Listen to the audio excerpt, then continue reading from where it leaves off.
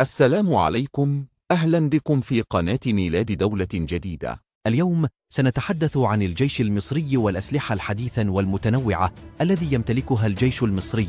يمتلك الجيش المصري أسلحة كثيرة ومتنوعة وحديثة، ويمتلك الكثير من الأسلحة الذي لا يعلم عنها أحد أن الجيش المصري من أفضل الجيوش وأقواها في المنطقة، والأول عربيا، ويصنف في المرتبة 14 على مستوى العالم.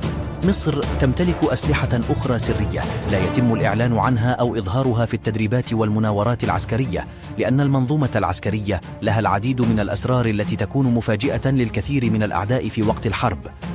وأكد أن مصر حصلت على أسلحة هامة من فرنسا، أبرزها مقاتلات رافال التي تنافس بشكل كبير مقاتلات F-35 الأمريكية، وتتشابه معها في أداء المهام والمواصف والمواصفات، بالإضافة إلى الحصول قريبا على مقاتلات تايفون الأوروبية من إيطاليا، والتي ستمثل نقلة كبيرة في القوات الجوية المصرية. وأشار المصدر إلى أن مصر تمكنت بعد مفاوضات من الحصول على صفقة الغواصات تايب من ألمانيا، التي مثلت نقلة نوعية كبيرة في القوات البحرية المصرية، التي تقوم مصر حاليا بتطويرها ومدها بأحدث الأسلحة لتأمين المنطقة الاقتصادية المصرية والبحرين الأحمر والمتوسط، مع تنامي التهديدات المختلفة من كافة الاتجاهات الاستراتيجية، خاصة من جانب تركيا.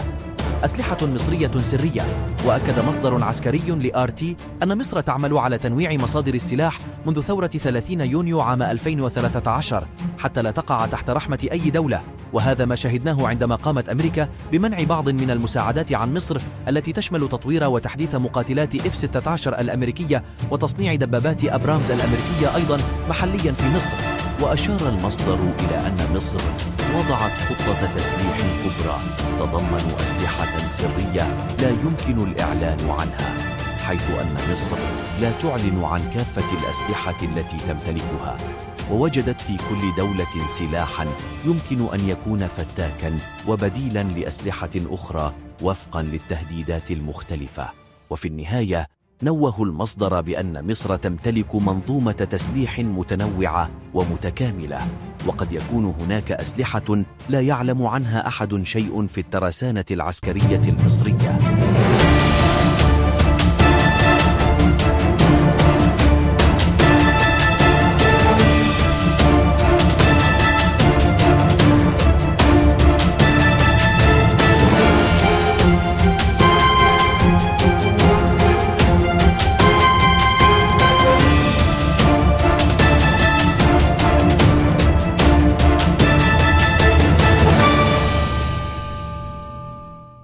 السلام عليكم، لا تنسوا الإعجاب بالفيديو والاشتراك في القناة تشجيعا لنا لنستمر بنشر المزيد إن شاء الله.